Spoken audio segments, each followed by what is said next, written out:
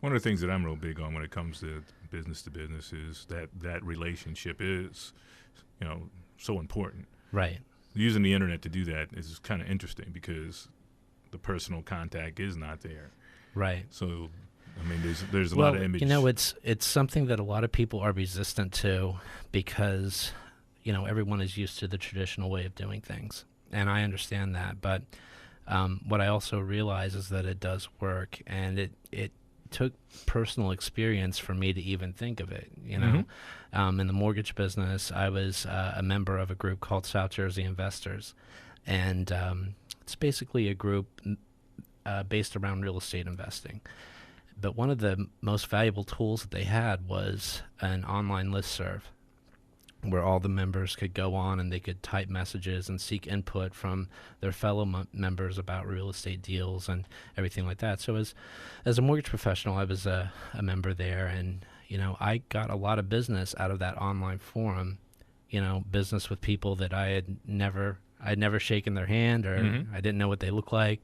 And I was able to get that just by being a consumer advocate, being on there answering questions when they came up, and writing articles and just informing people about my business and things to look out for, and really try to help people understand a process that for a long time has just been sort of clouded in mystery. And I think the banks prefer it to be that way, but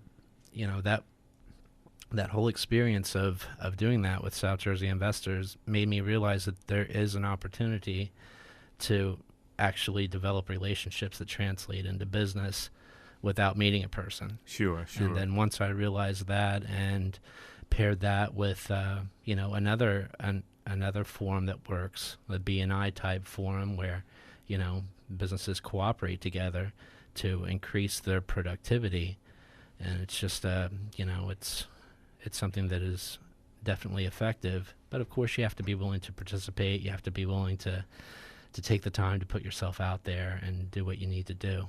With that, though, isn't there a lot more certainty as to the quality of business or business owner in that kind of a forum? Well, yeah. I mean, that sort of goes back to the trust issue that I mentioned a while back. I mean, you can't sign up for something like this and, put out your first message and expect to be flooded with phone calls. It's something that you really have to be prepared to take the time to interact and develop a relationship and make people comfortable, but once that happens, there's, the fences come down. Sure. And there's business to be had. Sure. And how long have you been running this program? I actually launched this idea, the website, in October, so it's just really in its infancy. Now, I'm going to ask you some technical questions. Did you hire web developers, or are you doing this stuff yourself? I mean, how did it come about? Well, it's funny that you asked that. I actually work with my dad on it, and my dad he's probably listening, and hopefully he's not offended, but he's sort of the geek. Like, he knows how to make it work. You know what I mean? And I tell him what I want to happen, and we work out how that's going to take place. Sometimes there's some compromises. I'm pretty ambitious about what I want to see on the screen, but it's really come a long ways. And it's funny, the ideas that you have, a lot of times they evolve. Being a solopreneur or an entrepreneur, it's really important to just sort of be flexible and, constantly learning about the market, because I was as I was preparing for the show, I was sort of looking back, over the business plan that I had even 6 months ago, and my ideas, I can see the changes in my ideas and my new vision for what I want to provide for our members. So it's a process, and for me, it's a very interesting process and rewarding to see my efforts translate into success for other people. I think that's great stuff, too. We're going to take a break, and we'll be back after these messages. Principle number 8 of the Constitution states, mankind are endowed by God with certain unalienable rights. And that concludes the American Dream. I'd like to thank you, our listeners, for sharing your time and attention. I'd like to thank Jason. And you have some last words for us. You want to share some things, right?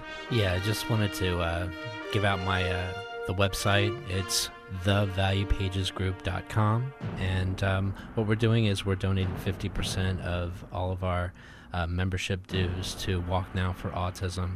My daughter has a diagnosis of autism, and so it's an important cause, research into autism and the hope for a cure. It also says a lot about the quality of man sitting here, too. Thank you very much. I'd like to thank you. All right, Emily, thank you one more time. You know something?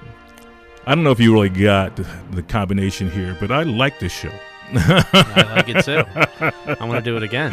You want to do it again, and we'll welcome you back anytime. Okay, appreciate also it. like to thank Girl Scouts of the South Jersey Pines, Boy Scouts of America, Learning for Life, the National Society of American Business Owners, and finally my love and gratitude to the source of all life everywhere. At Rowan Radio, 89.7 WDLS FM. I am Stanley Elf for the American Dream. God bless you and have a victorious week.